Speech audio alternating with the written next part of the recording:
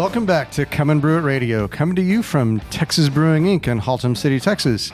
You can find us on the web at txbrewing.com and be sure to follow us on Facebook and share with all your friends. In this episode, we want to go into a new segment we'll call Back to Basics, where we discuss a few of the things related to the basics of homebrewing. And we had a few requests to discuss extract brewing again, so that's going to be where we start. Blah. Easy for you to say. And after that, we'll be discussing another set of hop varieties, including the versatile Columbus and the new Denali for the American hop, the widely used Fuggle and Challenger for the English hop, and also popular Magnum and Tettnang for a noble variety. Thanks for listening tonight. I'm Greg. I'm Mikey B. And I'm Stubby. And I'm Pete. We got Zach over there producing, yeah. Zach.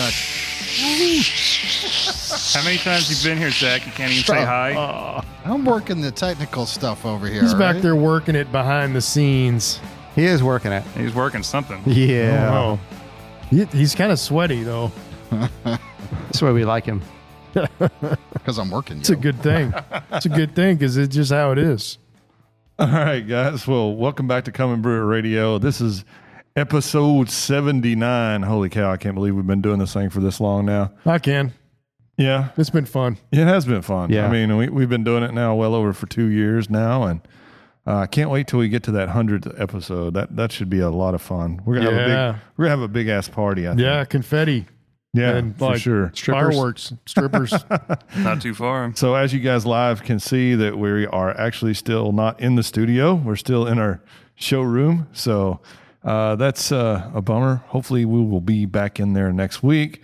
Oh no, we'll be back in there next week, right? And then we're going to do the Bluebonnet live thing, right? Yeah. We don't know. Yeah. We'll see how that goes. We don't know what we're going to have as far as internet hookup, but at least you'll be able to see the video. We may have to roll it after the fact, but it'll be a lot of fun.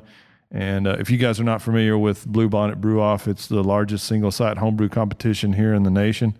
So make sure if you're in the local area to basically come check it out. We're going to be out there with a booth. We're actually going to close the shop a little early that Saturday.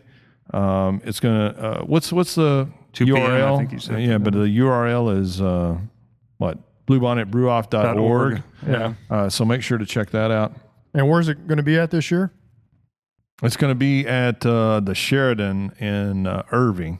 Which it was it's right by the airport. It was at the convention center last year, right? Yeah, we had it. Originally we used to have it at not originally, but for a long time we had it at the Westin over in Irving, and then they moved it. It was getting so big, and we had so many people that we had to move it to the convention center. And then the last 2 years we had kind of a little drop off, and I think a lot of that had to do with there wasn't a hotel attached. I think so too. Yeah. And Also so what we decided is to move it back to a hotel, and we're gonna. I just really like the atmosphere of being at the hotel where you can actually, if you need to go up to the bathroom, you can go up to your room or go up and take chill a nap, for a while, yeah, or whatever. So it's back at a hotel this year, and I'm really looking forward to that. So check it out, bluebonnetbrewoff.org. We're going to have lots of special guests that weekend. I'm sure we'll have a couple breweries come by and say hi and tell us what all of the maybe some nakedness that they've seen or something. I don't know. It's a lot of fun though. Maybe That's some pretty much naked your hop news or employees. something. Naked employees. Yeah, It's your probably. employee usually that does that. Yikes. So Matthew Westlake. So that's what we've got coming up. So make sure to tune in and check that out. We may not be on our normal schedule Thursday night for that. We'll probably do it a Friday or Saturday if we do broadcast live. If we don't have internet connection, we will probably maybe that following week or that during the week sometime we'll broadcast it again on Facebook or all of those different things that we've got. So we've got a lot of things that we're changing. We're trying to get it to where we can broadcast not only to Facebook, but YouTube Live, as well as a lot of the other streaming services. So you'll be able to catch us on any of those soon. We're hoping to work all those problems out. We're still in the process. So if you see some videos come up and it says testing, excuse that. We're trying to get all of these avenues to work all together, which is quite a task actually. So be sure to check that out.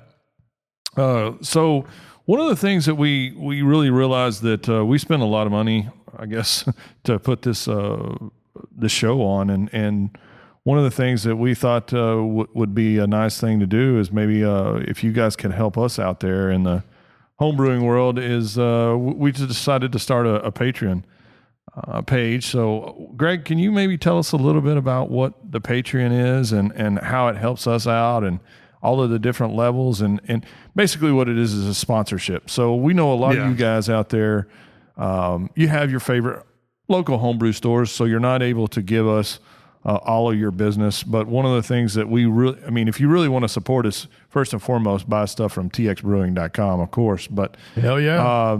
And even if you do, help us support the podcast, because we really don't make a lot of money on this thing, or we don't make any money. So Yeah. $1. Let's just qualify that once, one of the things that we do is we make sure that we're all safe. We all take Ubers here and Ubers home. So that way, we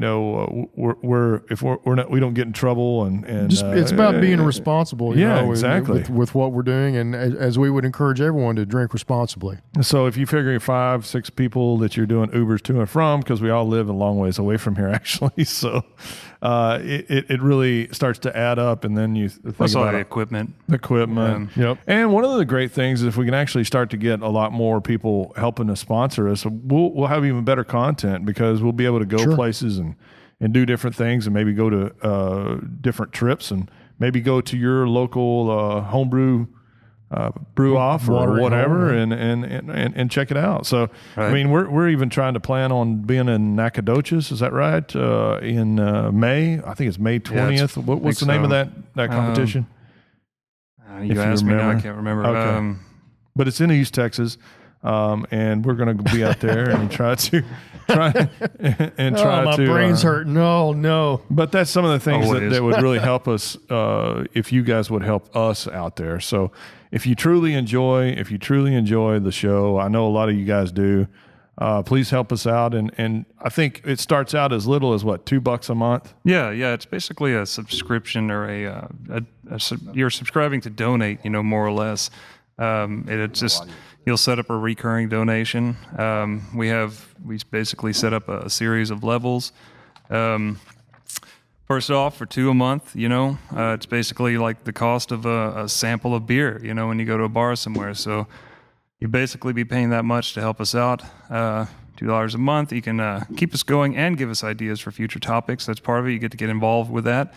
It's a good way to start a conversation and help us help you and other homebrewers perfect our craft, but that allows you to take part in all the education that we're trying to deliver out there, and you get to be more of a part of the show with that one. The next level up is a $5 donation. Basically buy us a beer. It costs about as much as a pint would if you're at the bar. For this one, it helps keep us going. You can also contribute ideas for the future topics on the show on a regular basis. Helps keep us all safe and, drinking good beers and whatnot here too. And we're going to also offer you 6 custom brewing tutorials and recipe formulations of your choice per year from your hosts.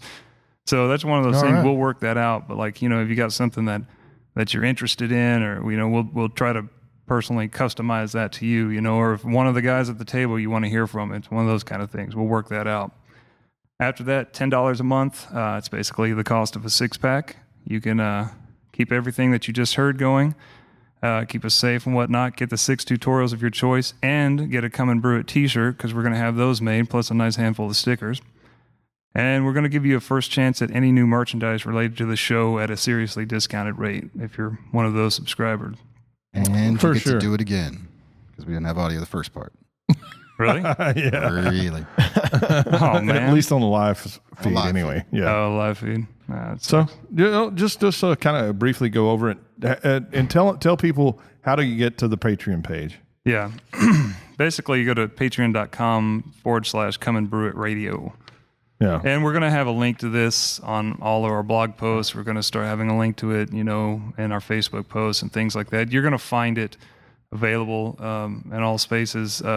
We may have some other options coming up too, just if you're interested in giving a one-time donation, that kind of thing. Yeah, so we're going to try to give you something that's available. We've had some people act like they were interested, so Yeah, and it is costing a lot for this show to be produced. Right. So, And that's one of the things that, I think is really important is think about it this way. If you guys listen to us 3 or 4 times a week, you're getting a lot of content. You're getting it 3 or 4 times. You're getting 2 to 4. What would that be? 6 to 8 hours a month in content.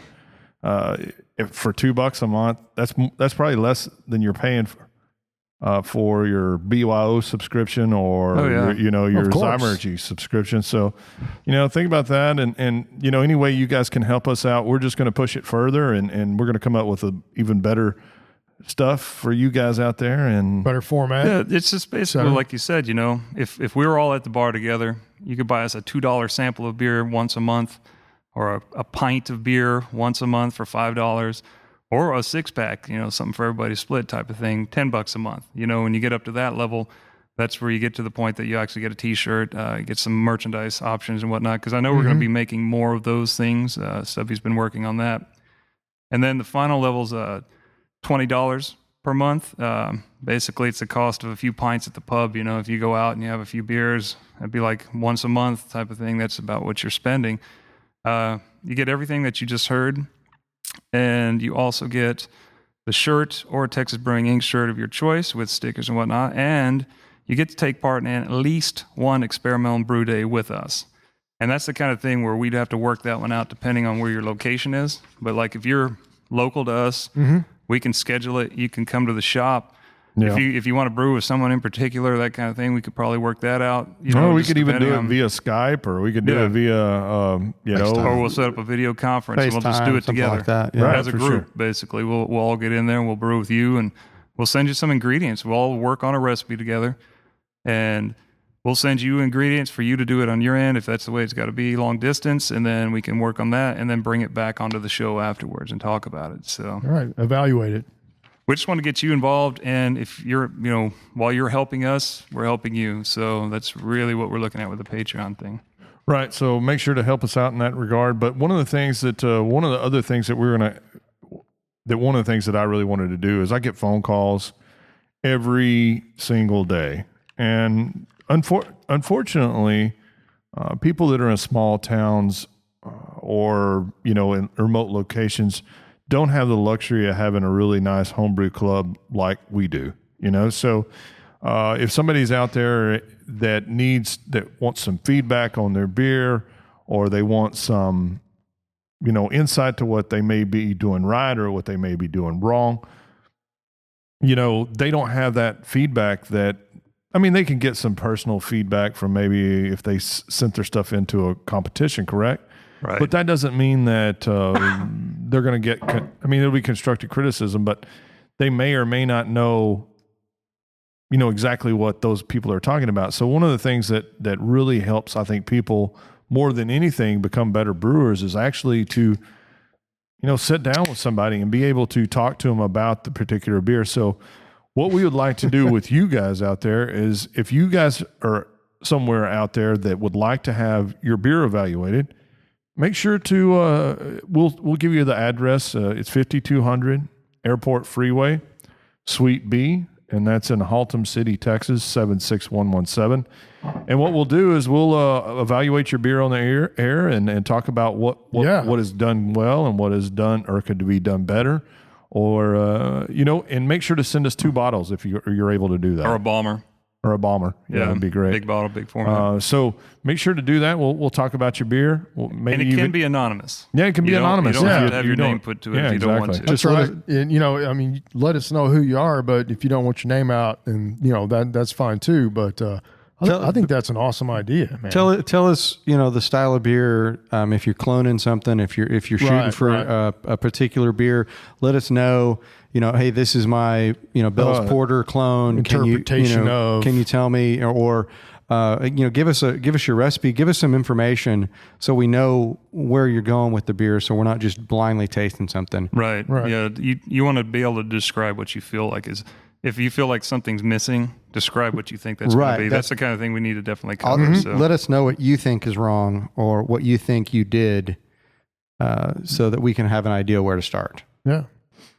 All your details, your mash notes, everything like that, whatever it depends on what it is. Because That's when we have a lot of people that come in and they bring their beers in.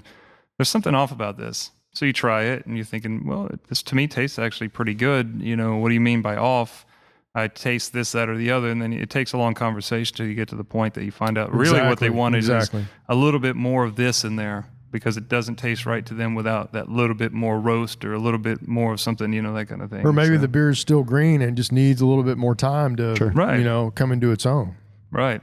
And that kind of thing too also leads us into our back to basics discussion. You know, before we get into that though, I would like to say too, if you're out there and beer that we don't have access to, but you would like to make a clone, you know, send us one of these great beers that you may be locally that you'd like to clone, and we could drink it, taste it, and then maybe be able to help you make a better clone, or maybe decipher exactly what's in that particular beer, or maybe help out. Maybe do a formulation on the air or something. Yeah, if there's a craft beer in your hometown that doesn't ship out of state or out of the local area, send us some if you like it, and tell us why.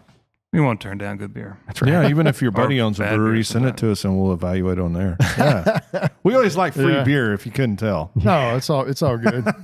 It's it's just about enjoying good beer, helping good people do good things, and evaluating beer and talking about the things that we like about this style or that style or this version of that style, and then just kind of expounding upon it. Dwayne Hudson, thanks for getting all your stuff from us. He says he buys all his ingredients here. So Good man. Thanks a lot. Appreciate you, buddy. Also, we got Robert Petrin. He says, big fans of the store. I am willing to start supporting these shows. How do we get updates on when the shows are scheduled? So we normally do them on Thursday afternoons or Thursday evenings, Evenings, nights. We take 1 week a month off. But every Thursday around 7:30, 8 o'clock, we try to get done on by 7:30. But we've had some technical issues. But with our difficulty, we've been having some difficulties with not having the studio. If you guys aren't familiar, we had a big flood about 4 weeks ago. Oh, that's good. Can you believe that? Yeah, it seems like forever ago. Yeah, so we thought we were going to be back in there tonight, and they're just maybe a day away from being complete. So, and we're working on expanding our listing of what's coming when, and also I believe with Patreon, when you get onto it, we can also post through there. We can share things through there, and it'll give you a heads up every time. So, well, and that's going to be really cool too. Is we'll even find some better ways to even support our donors. We'll be able to find different ways that we can actually give unique content for those guys as well. I want to give a special shout out to Brandon Martin for also buying all your stuff. Thanks, Brandon. Texas Brewing Inc. It's funny. So familiar. We have a Brandon Martin that's usually on the show. Is it Martin or Marlin? I'm thinking of the fish. I think it's Brandon Marlin that's normally on the show. Yeah. He's probably wearing the stupidest socks. I know. Dude, and sweatpants. What kind of socks do you think he's wearing tonight? Probably not. He's probably wearing flip-flops and sweatpants. No underwear. So anyway, what did I do? I don't ever ask him about that, but yeah. I can't. Do you remember the guy's name that actually asked about getting back to the basics and doing extract tips? Do you remember his name? Anyway, we had somebody. His name was Waylon Waylon or something, wasn't it? Waylon? I don't know. I don't remember. But anyway, he said he loved the show and it would be great if we could actually do some. He's still a beginner and do an extract. So we thought it would be a great time. We haven't done that in a couple of years, so we thought that maybe we could kind of cover some of the tips of. Eric Ramirez. Eric Ramirez? Okay. Thanks, Eric. Well, yeah, thanks for sending us some information or giving us an idea. So one of the things that we like to cover as far as your extract brewing, first and foremost, this is something that really aggravates me a lot, is that a lot of people talk that, extract brewing is crap, which is actually absolutely not true. And you can brew just as good a beer as you can with all grain. And we've proved it time and time and time again. One of the guys that works at the store, he won third place best in show at this last last Blue Bonnet. We had 1,500 entries. So he got third place and out of 1,500 entries. That's pretty damn good, I would think. So in a hard category too. Yeah, and it was 100% extract. Well, I think he had steeping grains, of course, but so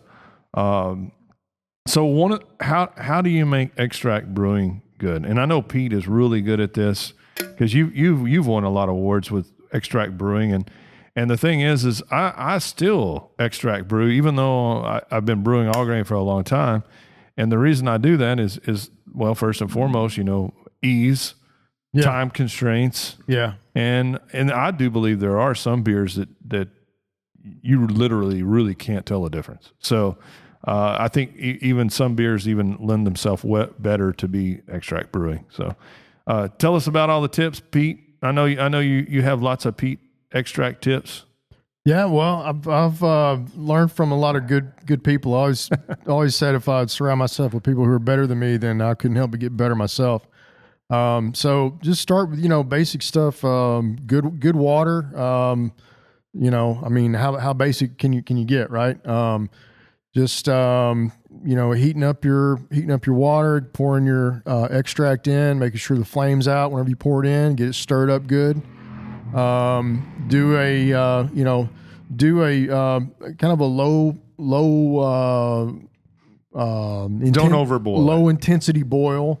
Correct. Just rolling, not raging. Yeah. And I think a lot of times that's a big problem. It is. That you get that whole so-called extract flavor. Right. A lot of people say that you get that extract flavor. Well, and I think what they're getting is that most people, when they start out and they're brewing extract beers, well, what do? They start out with a partial boil, which that's okay. It's inexpensive to get started. It's easy to chill your beer. It's inexpensive. You can buy a 5-gallon kettle for about $35 here.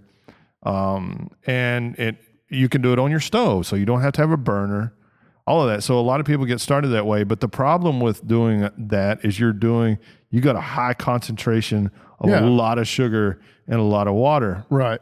You're basically doing a reduction. Basically, whenever you're boiling all this sugar, basically, and so you don't want to caramelize it because that's going to throw some melanoid flavors in there. You're going to get the real caramely flavor, and it may not fit the style of beer that you're trying to brew.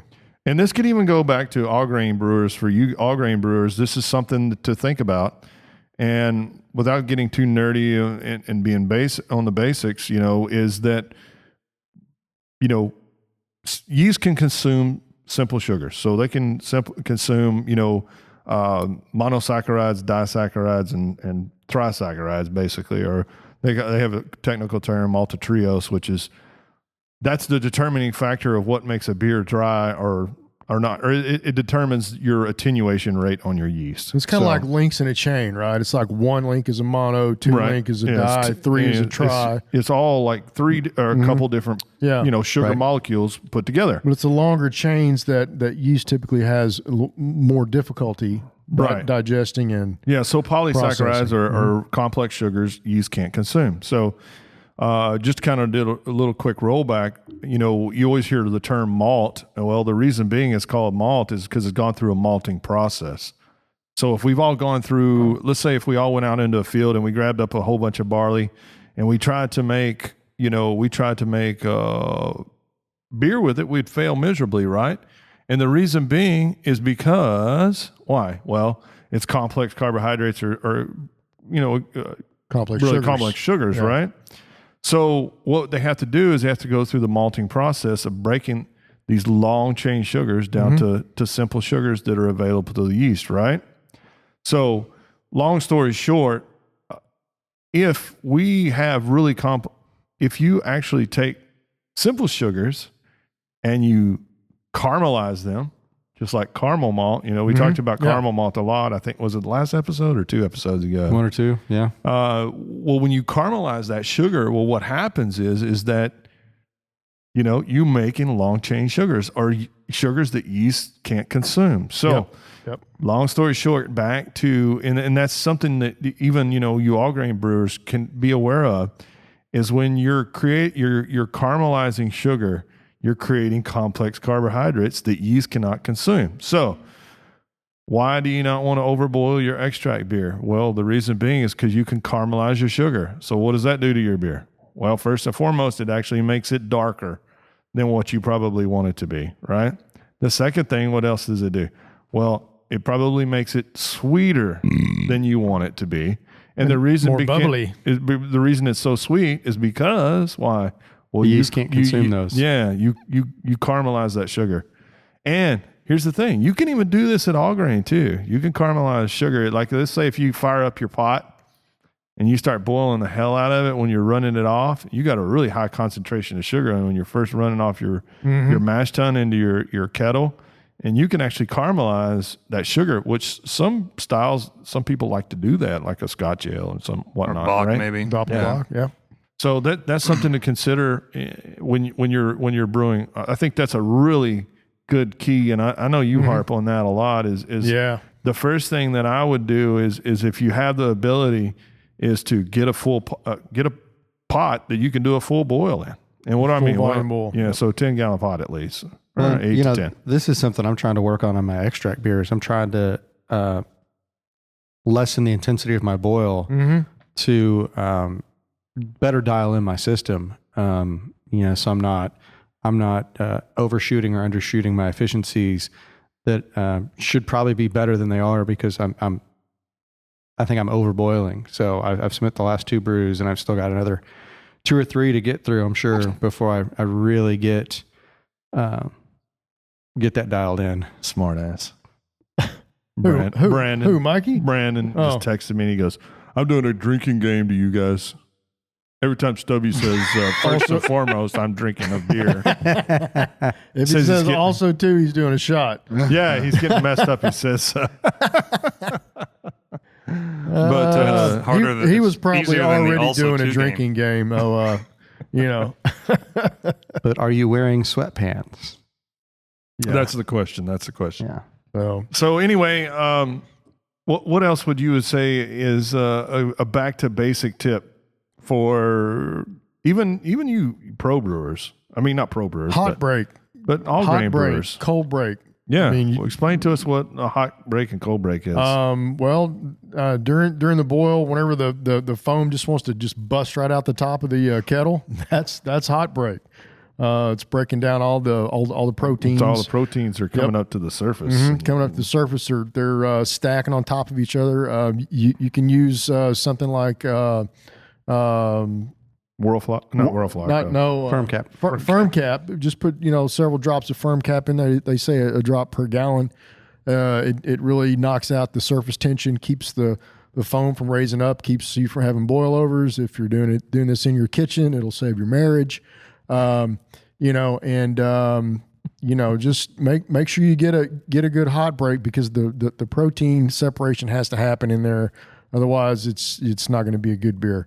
And then whenever you're doing your, I would recommend too, always trying to use some kind of a hop bag or something to put your hops in.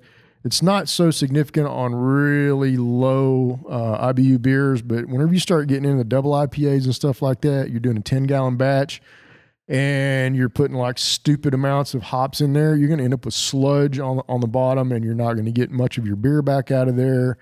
You won't be able to pull the hops out at the end of the time frame, and it just complicates things crazy. If you do use hot bags and you do use any kind of thing like that, you should expect to have a little less isomerization.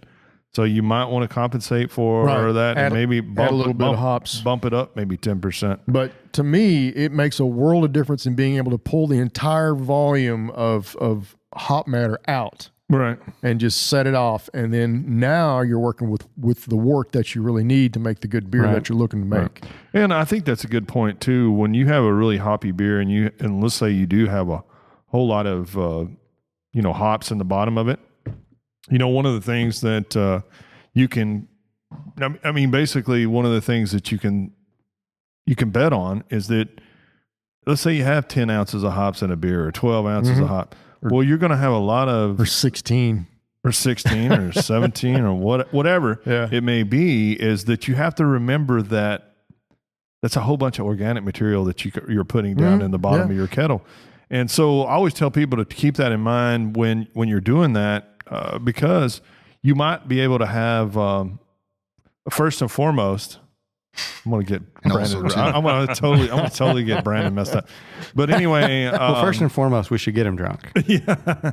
So you have to look at that. You got all of that vegetal material that's sitting in the bottom of your kettle or in your fermenter. So that's one of the things we talked a lot about why the primary and secondary is because you do have all the protein. You do have all of that secondary stuff. So it's not going to do you much good without a blade.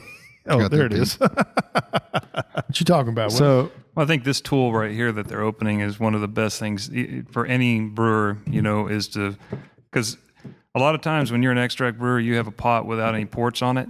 So you're picking it up and you're pouring it out. So you want to keep as much of the debris out of there as possible. And this is an excellent addition for doing just that.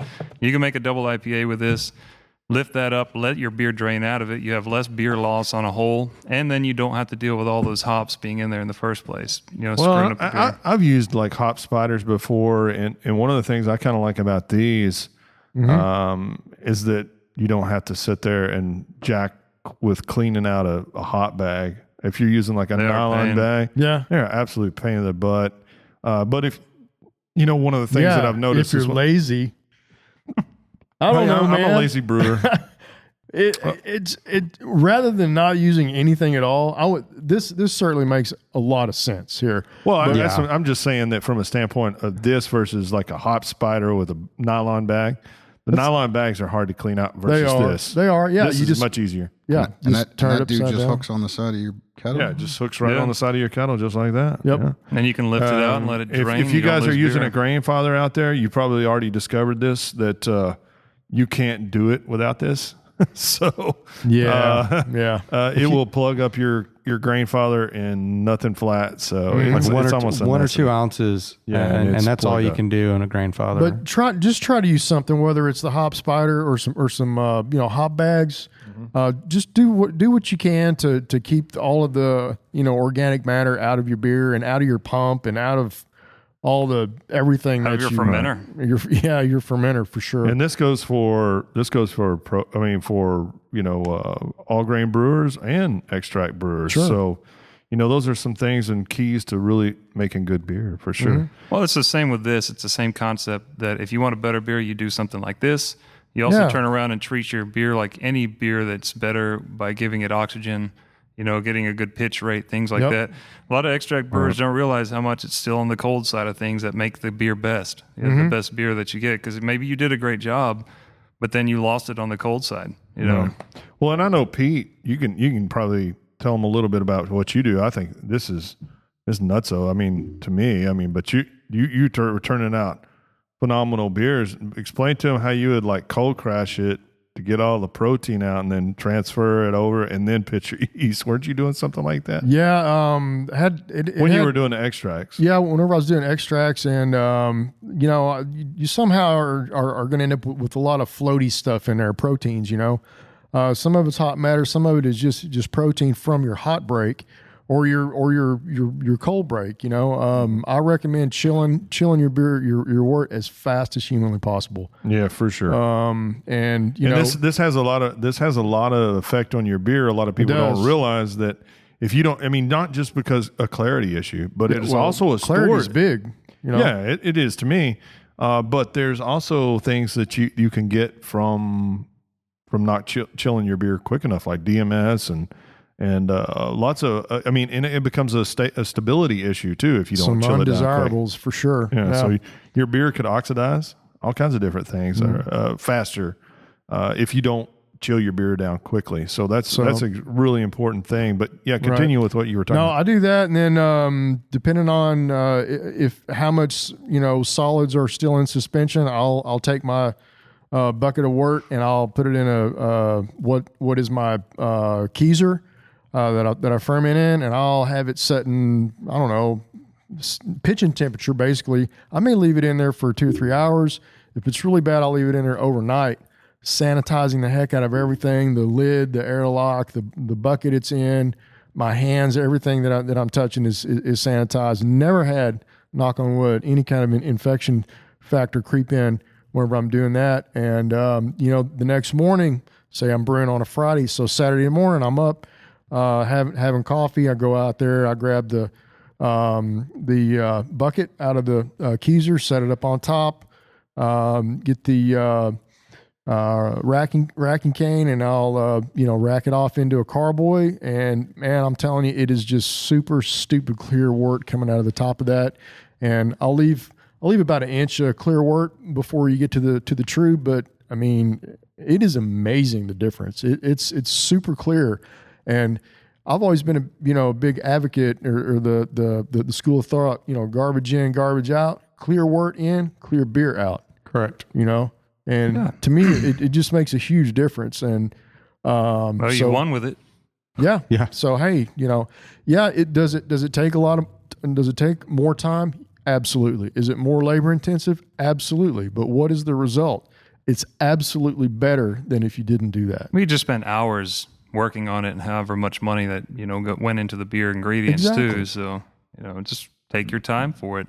I think that you're onto something with that every time when you do that. And one thing you might think of too, if you are doing that and you're worried about beer loss, make a bigger batch, especially if you have that full size kettle. Make it a little bit bigger just so you can do something like this. Yeah. And that's what I do is I've adjusted all my recipes to net the 5 gallons, which means it's about a 6 gallon recipe, and then my double batches are like an 11.5 gallon. 6. All right. So we got Robert. He was asking about it says, how do you add hops to the spider at your normal hop times? Well, I think he was confused. Is you actually just hang this on the side of your kettle, if you could see this, and it's just got a little hook, and then you just throw your hops into the hop spider basket, as you need it, as you need them. So you don't actually have to pull it out or mess with it. It's sitting inside there. Burn and it's your boiling. fingers. Yeah, it's sitting, it's boiling basically, and you're just separating the hop matter, even though it still allows your it still allows your wort to be able to go through there, right? So you can see there, it just kind of hangs on the side of your kettle. If you guys see the video, you just actually throw it directly into the deal there, and it kind of separates the wort from the. And you guys I know we talked about that too. Is wort is basically unfermented beer, so just keep that in mind when you hear us say that stuff. So Also too. Also too. The other drinking game. First and foremost. First and foremost, baby. Right on, baby. So anyway, where's some beer, dude? Because I'm completely out. Hidden. So, anyway, Well, Pete, you're the beer guy. I think there's a lot of different things that we can get to. We didn't really hit on chilling much. We also need to talk a little bit about sanitization and or sanitation. Is it sanitization? Or sanitation. You like Bush. You're just making up words. Yeah, just making words. You're also thinking of other things as far as extract goes. I mean, we still want to say something about that too. Oh, for sure. Think about, as an extract brewer, you evaluate what you're getting. If you're a dry malt extract DME, a lot of times you just make sure that that's completely mixed in. If you just got chunks of that floating around, well, you're not going to get that. That's a problem. It's going to change the way the beer turns out. If you have liquid malt extract and that's what you use, it may, let's face it, a lot of homebrew shops that don't do a lot of turnover on their liquid malt extract may have old extract, and it could be darker than you want it to be. It could change the color of your beer. We even get stuff in that isn't as dark or as light as we'd want it to be, as you'd expect. Sometimes if that's the case, maybe what you need to do is use some liquid malt and some dry malt to make up for it, to get the right color and things in there, Well, and that's one of the things that we really struggle with, and I think that's the biggest drawback of extract brewing is the color thing, especially if you're doing wheat beers and whatnot, because we really struggled in order to be able to get, like, we have the whitetail wit kit, and I bet I brewed that beer 50 times in extract in order to be able to get that really light color and the cloudiness that I would expect from a wit beer, and man, that was a struggle. So what we ended up having to do was we ended up having to use a lot of Pils malt and then steep a bunch of of wheat. And that's one of the things that our kits are a little different than a lot of people's, is we really don't discern the difference between extract with steeping grains and mini mash, because I think it's silly. It's kind of the same thing. It's kind of the same thing. The difference between that is technically the term, if it's a mini mash, actually has base grain in the stuff you steep. So we have a lot of different kits that do actually have base grain in the kit, but we don't necessarily call them a Right. Jimmy. a mini mash. We just call it an extract with Snorkel. grains, right? So Mr. Snorkel's here. yeah, Mr. Snorkel. Snorkel. What's up? Long time no see, man. Fritz, why is it called IPA? We're not getting into that, Fritz. Well, we would talk about IPAs if you would have brought us a Yeah, six-pack. bring us some Fritz. dadgum IPA. Dadgum it. Is he making IPA now? Yeah, and it's Dadgum. Oh, Dadgum. it's called Dad's Gum IPA. It is definitely my new favorite beer for sure. I'm really enjoying it a lot. What'd you bring us, Jimmy? I brought a Pilsner and a wit. Awesome. So anyway, Bert. he says, "Well, dadgum." Dad Gum. Get a mic stand over here. Of course. I'm gonna need a beer before I sit down. Yeah, there you go. There you go. Anyway, let's. We're in at 45 minutes. You guys want to take a quick break? Take a break. And then Yeah, let's do a we'll little come back. break. And then, So you guys watching put Jimmy live, on the make, air. make sure to hang out. We're going to take about a 10, 15-minute break. We'll be back.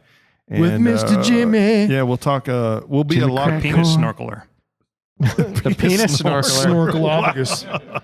That sounds a lot worse than what we're talking about. So Wow. Through the pants. anyway, You have to hear the backstory, though. That's just Just listen to episode 1, like Yeah. the first minute of episode yeah, so 1. we're going to take a quick potty break. We'll be right back. So hang out, watch I'm not taking a potty break. Texas Brewing. Well, What is that? Yeah, potty- Pete wears a leg bag, potty so he break? doesn't have to. man, I break. have a He's gonna take a 3-year-old pee or a break. 4-year-old. You know, that's what we call them, potty break. go potty. I'll be back. Not everybody wears a Potty mouth, leg man. bag, Pete. So anyway, we're going to take Hey, a quick break and we'll Not be right. everybody can wear a leg bag, Mikey. Okay, we're going to take a quick break and then we'll be right back. First and foremost, we'll be right back. First and foremost, that. Yes. What's up, man? And welcome back, everyone.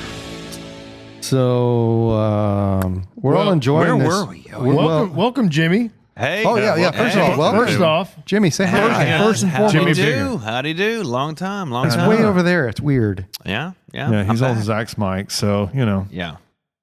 All right. And Zach's my So, what great beers have you snorkeled through your penis lately? Well, If any. more wine than anything. You know, a nice Chianti. You know. Yeah.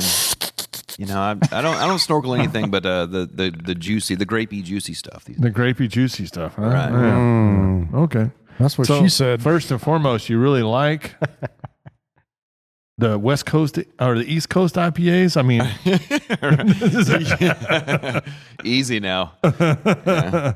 all right. So anyway, we're gonna talk a little bit about some of the, what are the Stuff. basics? Yeah, the basics. So Are we finished with the basics? yeah, Or we you have gonna keep to going? go. no, from the basics we still have some more that we need to Hops talk and about. whatnot. Yeah, we need to talk about a little bit about chilling, and I think these are all great basics or fundamentals that all brewers need to talk about, and all brewers need to really focus. Because one of the things that I guess some people, talking to people all the time here at the store, one of the things that really blows me away a lot of times is some guy that comes in and, you know, he's been brewing all grain for 3 or 4 years, and then we start to talk about different stuff, and I'm like, and he's having some issues, and we kind of go over his brewing process, and we're like, okay, well, how are you doing this, or how are you sanitizing, or how are you, I mean, just really general basic things that you would assume somebody that's been brewing for a long time would understand, but The they brass actually, tacks. The brass tacks. Yeah. But what would you tell him first and foremost? well, first and foremost, drink. Anyway, Things of that nature. well, I believe that really, when you're, I guess the basic, what I was trying to get at when I was talking about earlier is I had a guy come in and we were discussing, you know, his brewing process, and he'd been brewing for a long time, and he'd been brewing, you know, all grain even for a long time, and really it's something. Oh my God. That's why we're not allowed to have snacks. Right. One of the things that we were talking about was that we kind of went over all these different problems. He was having lots of infections and stuff. And did you tell him to see a doctor for that?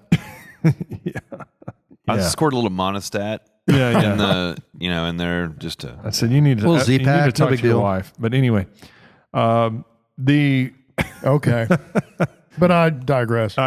Right. So we kind of went over all of his different processes and different stuff, and come to find out, I'm not going to bag on this product too much, but the problem is that a lot of kits were added with this.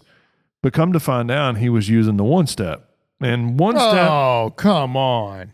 Well, he was using that as a sanitizer.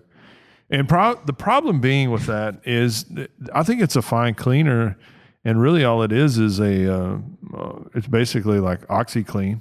It's I can't remember the actual name. Is that for of acne or is that something different? That's something different. Oh, okay. Hey, I'm just Pete's new. He doesn't know. Just throwing it out there. Yeah, it goes in the same vein of Accutane, all that stuff. Right. But anyway, deforms your babies. But yes, waterheads. Yeah, first and foremost, really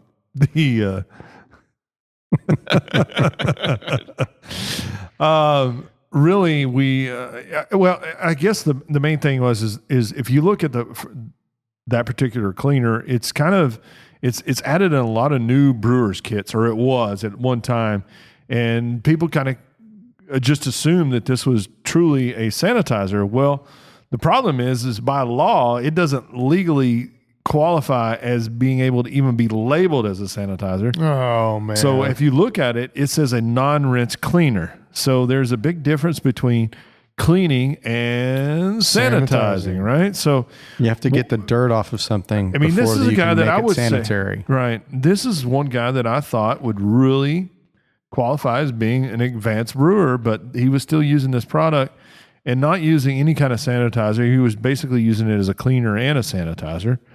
And well, it does say one step. Well, one step cleaner though. Well, so, and it's a non-rinse cleaner. Non-rinse cleaner. Right, not a sanitizer. Not a sanitizer. So that was something to consider. So if you guys are not, or if you're using that product, I always hear this, well, I'm not having any problems. I was like, well, you're not having any problems yet. And that's part of the thing is really sanitizer and cleaner are really inexpensive and really cheap if you actually break it down per brew. If you mix up 5 gallons, if you're buying the big 32 ounce Star San for sanitizer, and you're mixing up 10 gallons of it, let's say for filling up your fermenter, and then filling up your secondary, and then filling up your bottling bucket or whatever with 5 gallons, and you're dunking all your bottles in it, you're really looking at about $1.25 to $1.50. It's cheap for that whole brew. And I think it should be said though too, you can use like one batch of Star San like your whole brew day. I mean, you can do multiple things.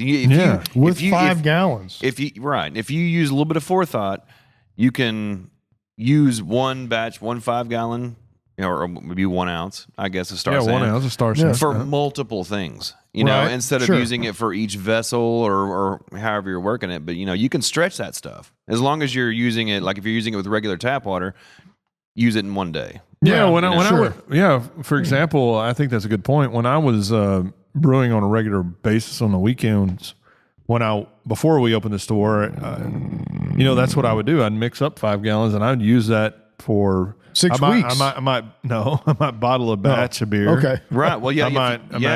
I might clean some siphons or a transfer or a fermenter, and I would use that. I just pour it from one vessel to the next, and right. If you were to use the 32 ounce Star San, it's 75 cents. Oh shit! That's a 5 gallon math, buck.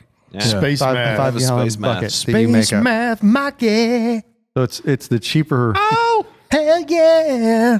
That's the cheaper size, and 75 cents for a 5 gallon bucket of it. Well, right. and I have a lot of people ask me, oh, well, I'd like to extend my Star San.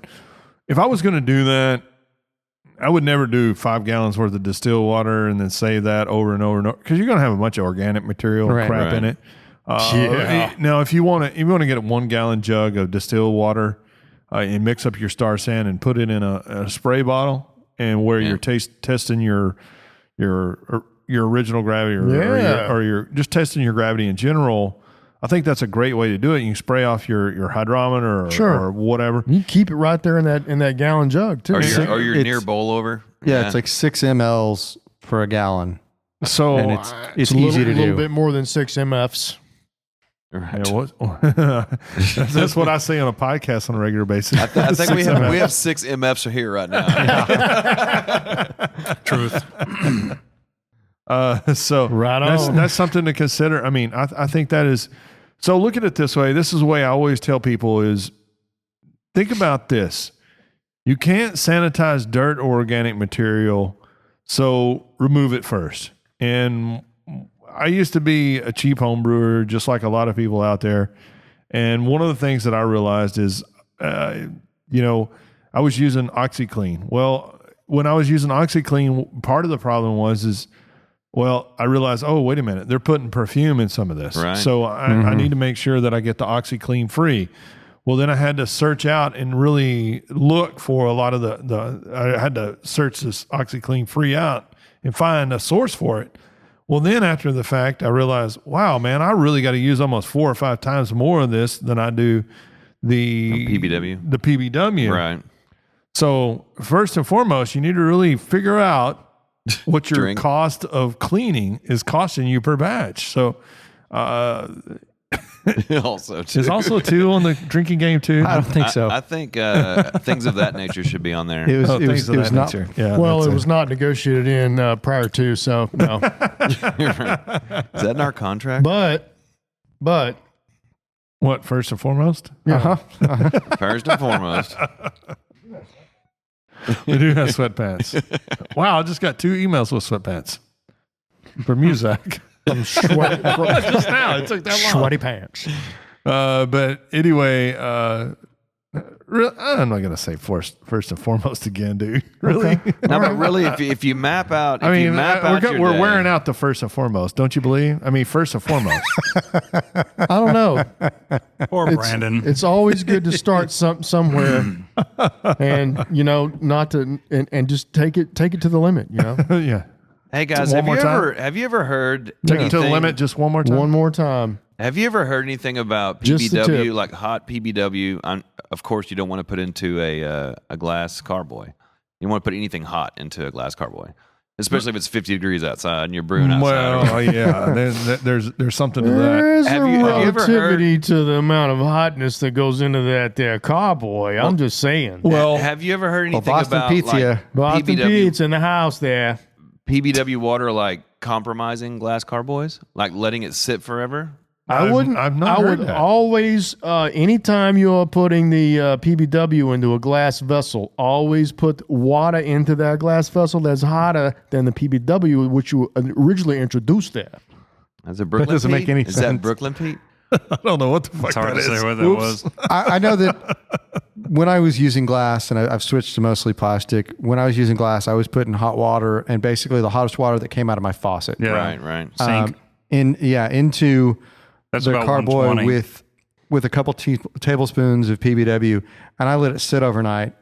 Didn't have any problems. Right. I just heard. I've heard chatter about like PBW actually compromising, like making the inside of glass vessels brittle over time. Like if you just let PBW water just sit, like at ambient temperature, it will form scale in there. But but you need to. And what I was saying is that you need to. I've always heard, and I've found it to be very factual, is that whatever temperature that you introduce the PBW into your glass carboy, whenever you rinse it, you want to rinse it at the same hotter. temperature. Rinse it hotter. Okay. All right. Or at least the same The same temperature. The problem with PBW is actually if you have like a Herm system or something like that, and you want to do like a clean in place or a CIP type wash, PBW actually works better at a hotter temperature. I've found that it'll do some crazy stuff the hotter you get it. Yes, it works. Yes, I mean, if you put it in your dishwasher, man, you talk about having some pick and span glasses, man. Exactly. Or like your underwear, in the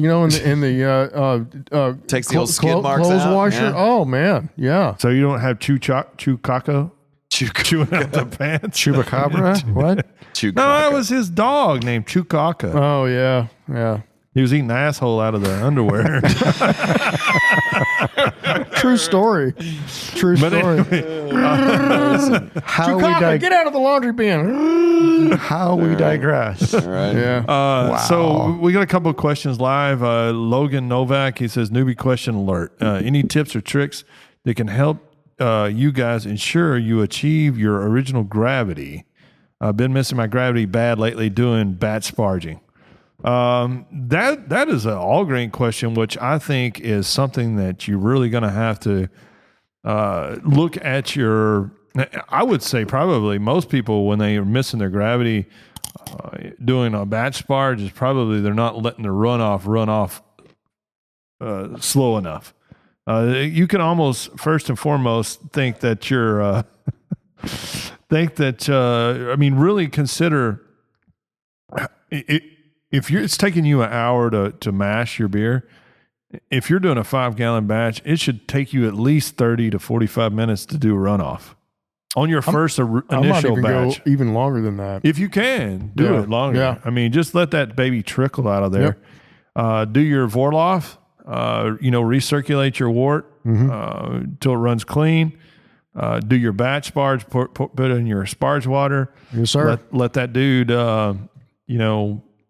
clear up, and then run it off just as slow. It should take you at least 4 hours to do that. If you're getting done quicker than 4 hours with your mash and your sparge and all of that stuff, probably rushing it. You're probably rushing it a bit. Yeah. I mean, I would think that. Honestly, a lot of the guys that I talk to say you should take as long to sparge as it does to do your mash. Pre-mash. Yeah. Absolutely. That's a pretty good rule of thumb. And our boy Zach go here, with. he's a marathon sparger.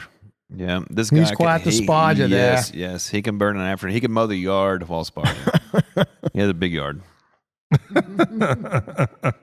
Also, Jonathan, he is asking, can we still have some more arguments about the proper pronunciation of scientific words?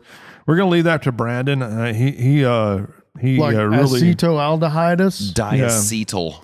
He always It's diacetyl. He always talks about how the second word could be hot dog, but he doesn't care. Right. So Wort. But anyway. He said that he still can't believe that's a topic of of arguments. But anyway, I digress. First and foremost, let's get back to what we were talking about. Back to the basics. So, Pete. Yes. How do you feel about DME versus LME? DME, it's a quick go to. LME, super fresh mostly. I don't know, probably a little bit more shelf life with the DME, and I probably would gravitate more towards the DME just because it's easier to handle. When you're using LME, you gotta warm it up before you pour it in. Obviously, you have to turn your fire off, and I'd recommend that as a best practice. Turn your fire off. You want the DME too. Right. You want the DME True. Absolutely. With any extract, turn that fire off, and then, but with the LME, you really need to heat up the little bucket or pail or whatever you got it in, heat it up prior to, and then pour it in, and you got to keep rinsing it and stuff. So a lot of times it's much easier to do just DME, to simplify it. The other thing about DME versus LME, if you're trying to do a lighter beer or you're trying to do a beer where color is a factor, you're going to get lighter beers out of the DME. For sure. Absolutely. And then you can also get lighter beer by doing that DME as a later addition. Well, and I think here's true. ultimately the biggest problem between LME and DME. I prefer actually LME. I don't even think he's listening anymore, dude. I mean, who? First and foremost, he's not even listening. Well, you don't know that. So anyway, first and foremost, the second and last most. No, it's second and last least. Last least, yeah. I think the biggest argument between DME and LME is this. The biggest problem with LME is that it oxidizes quickly. Sure. And what happens when it oxidizes? Well, you can get kind of a cardboardy flavor, but you can also get a darkening. The DME can darken. And the LME can darken. And DME or LME can even darken from just temperature if it gets extreme temperatures, hot. So one of the things that we try to combat that with is we actually put all of our drums on CO2. So it's an inert gas, so there's not any oxygen present, and we do the best we can do to be able to combat that. Right. Preserve it, sure. And so I that's one thing that we tell people when they come into the store and we sell them bulk LME is make sure you use that almost ASAP. If you're going to get bulk LME, make sure to use it that day when you get it. I think that's the best way. Because I have a lot of guys, oh, well, I waited 2 or 3 weeks. Whoa, man, really? That stuff is going to be gross. And that brings up, for those of you that have been buying our extract kits, you've probably noticed a change in the format that we're providing the LME to. They're packaging that LME. We were finding in the smaller, or in the little white tubs, we didn't get a good seal on them. And we had some people complaining that there was a little mold growth on those. And so we switched to the milk jugs. We can fill those up. There's less of an airspace in them. It's a little easier on our end, although we complain about them every week when we're filling them. Maybe I complain about them every week when I'm filling them. But I think those stay a little fresher because we can fill the space in the container more. So that was the reason why we did that. It was so we can get you some better beer, some better product. Right. So I'm sorry for the couple of people that didn't like them, but it's better for us. I think It's all Mikey's fault, though. Ultimately, what we try to do is we try to give you the freshest product available the best way we can. So, that is really what we're trying to accomplish first and foremost. Drink. I certainly agree. Absolutely. If he's not comatose by now, he should. I'm not sure who you're talking about. What about Pete? What about using a little extra specialty grain, or I'm sorry, a little base grain in with your specialty? Sure. Doing like a mini mash. Sure, do it. Just sparge, or let it soak the same way you would with your specialty grains and whatever else you're gonna. Whatever other grains that you have, just put it in there and do it the same way. I mean, don't want to get it much above what you would mash it at. I would say that, and then that 150 range is good. 150 is good, yeah. 150, 151, 152, whatever. Wouldn't go much higher than that, and then do that for about 30 minutes, just like you do with the rest of your specialty grains, and don't. I would probably get some water that's maybe get a colander that you can set above your boil kettle. Pull it out and set it in that, and then rinse it. Never squeeze. Never squeeze, but don't use water that's above 169 degrees because you get at 170, you start extracting some tannins out. Right. You don't want to put any bitterness into that wort. Like a tea kettle that you can heat and use the thermometer. Make sure you're measuring that temperature. Yes. And calibrate that thermometer. Correct. Also, although in homebrew, we just talked about too.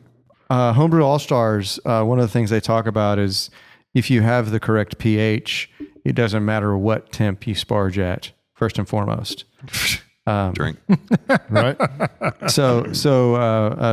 I don't remember if it was Drew or Denny had posted that some little tips, and one of them was if you had the correct pH, you could sparge at 190 degrees. Yeah, I read that. Yeah, and you're not. That's an interesting article. Yeah, you're not. Yeah. Which is weird because like the lambics that I do, in the book that I won't say because I don't want Stubby to have to pay a dime. It's lambic. Huh? Like he always says he's going to owe royalties to. That sparge, it says in there to sparge at 190 specifically. Wow. Yeah. That's, I mean, do that if that's what you want to do, but I don't classical see book of styles. any need to do it that Well, high. I think a lot of it depends on how you. Well, and we're getting way off topic, but I think a lot of it depends on your sparging technique too. Because True. if you're sprinkling it on top of the grain, you're going to cool that all the way through. Well, if you've got that 2 inch, 3 inches of water on top and you're sprinkling it on top, it's got to get through through the grain. Extract batch and steeping grain. Right, extract. We're talking. I thought you were talking about sparging. Steeping grains, having a colander that you set on top of your boil kettle and then rinsing it through that. It's, right. It's going from the vessel to air to your grain, and then we definitely have some batches that are. I mean, that partial mash version that we were talking about. The differences that we don't find really worth talking about is you'll have a lot of grain. You kind of do have to sparge as far as that goes. Yeah, you better. Otherwise, you're going to leave a lot of sugar behind. And first and foremost, you want that sugar in your boil kettle. And that's going to be that's going to leave your the word of the OG. day is first and foremost. That's going to lower your OG if you're not getting that sugar out. If it's a batch, if it's a batch like Stubby's, IPA, the chocolate peppermint porter has quite a bit of grain.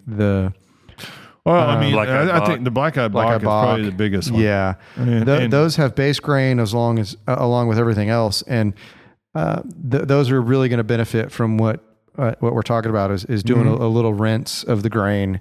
Yep. And one thing we haven't covered as far as why there would be that much grain, and we sort of hit on this, but the concept there is to add flavor components, a lot of extra flavor components. Yeah. Because when you add the base grain in, you're adding something that you're not getting the same thing with just extract.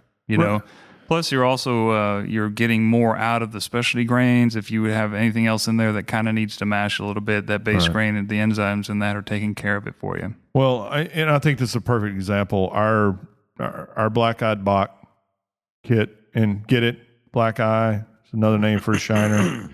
Anyway, a shiner is very popular. I did not get the association. Did you not? Just now? Explain that. For real.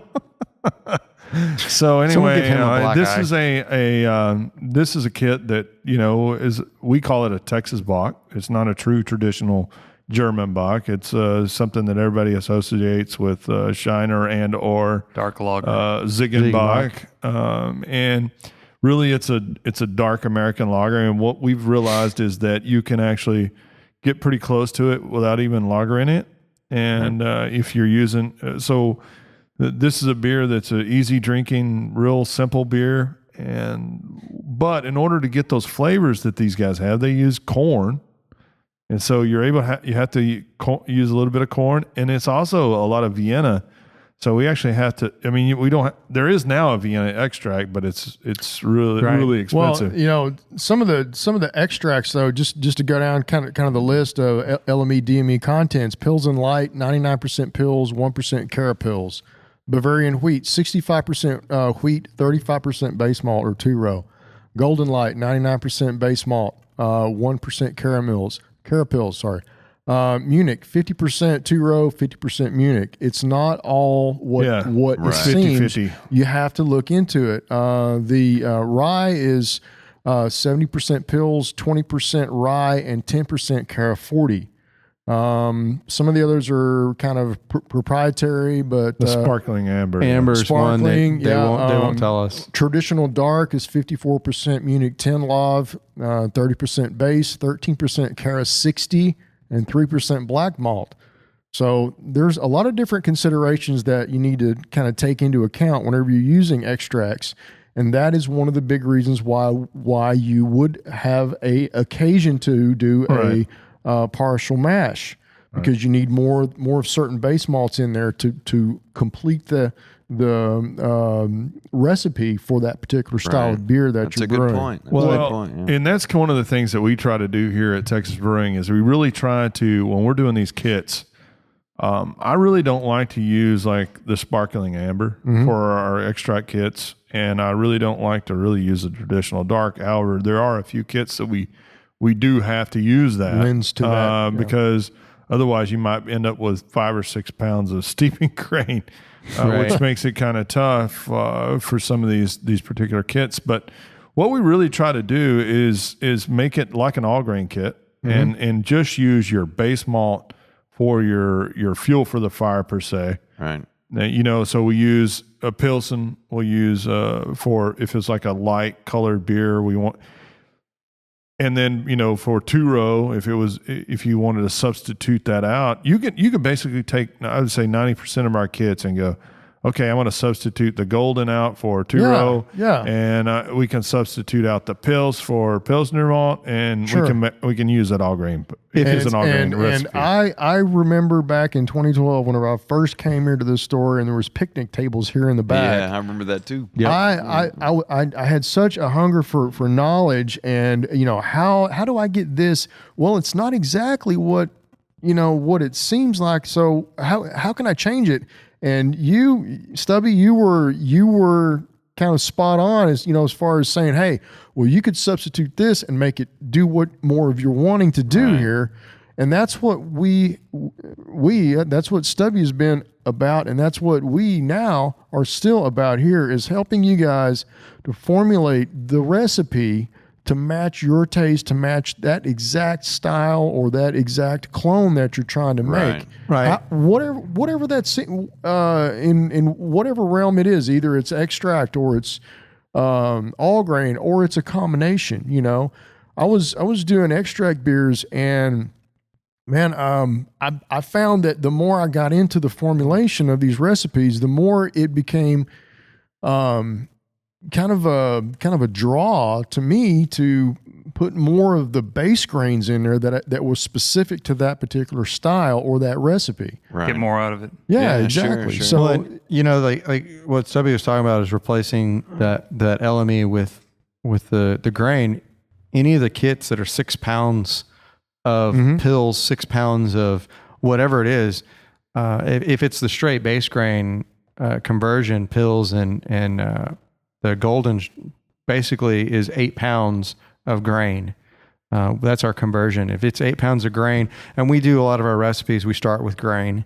So when we're doing a lot of our recipes, we're trying to figure out what's a grain bill that I can easily convert to an extract. And then those of us, when Pete's helped us with recipes, Pete's trying to do an extract batch that we can easily change to an all grain.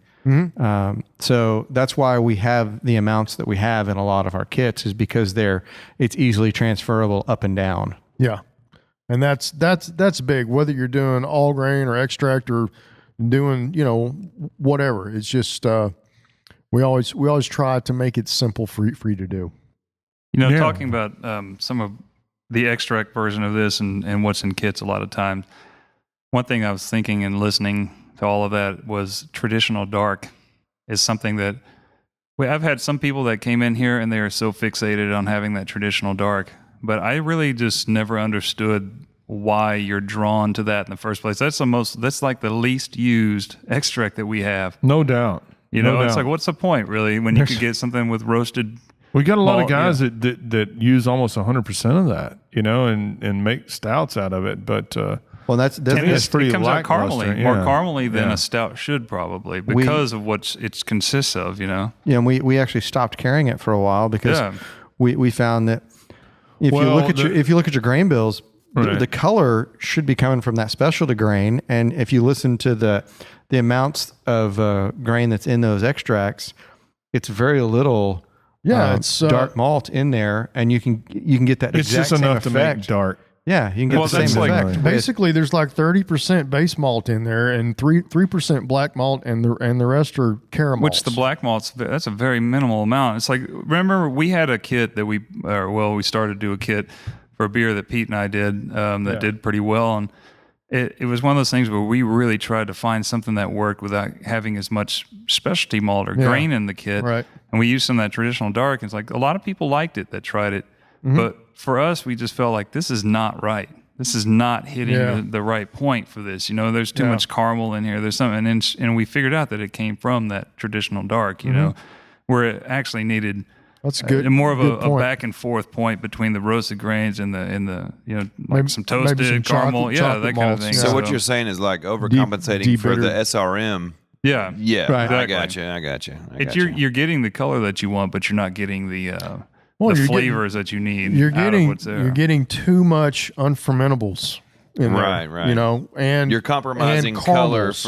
Right. And that makes sense. it's just not what you're shooting for, what you're looking for, and it'll skew it'll shoot you way to the far side of the sweet tasting, the maltiness. Out of all the just be a liquid malt bomb. extracts, that's easily the one that I always try to direct people away from, because half the time you're not going to get what you want unless you really have something dialed in for it. Yeah, Right. maybe do some some black malt, some debittered chocolate malt or Right. something. Maybe some more of that. Right. Oh, any roasted in a lot of ways. Sure. Because, I mean, you're still not getting the same character that you'd want from that, So Right on. I'm just kind of glad that we didn't really push that anything. Yeah. Right. That makes sense. First and foremost. But speaking of a dark beer as well, that we did have one on the table that we wanted to talk about. You come, Mikey's bringing it. Oh, Okay. Mackie. All right. So this is our newest beer kit. This is It's what called we call it's called called it. sexual chocolate. Well, we called it the snowstorm. There's already stout. one of those, I think. I'll give you a little Reggie! back Reggie! history on this. You said snowstorm, right? We called it the snowstorm, but little back history on this particular beer. Oh, I thought you were like It was good a at it. camera. What? Damn, where's What? mine? Yeah. I was getting it so I have the recipe over here. So anyway, we Whiskey Tango Foxtrot give you a little backstory on this You're the particular one with the beer. long headphones. Is that it's a good friend of ours recipe, and it won a bunch of awards. And you guys have probably listened to James Lalonde. He's our Grandmaster Judge, Grand Wizard. Grand Wizard, The Grand Wizard. yeah, the crazy Cajun The beer wizard.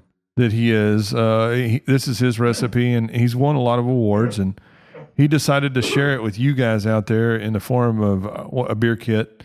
And we decided to call it Snowstorm. And it was so well liked. I know that Fritz over at Rar and Sons, they actually, yeah, that guy over there. Beat you.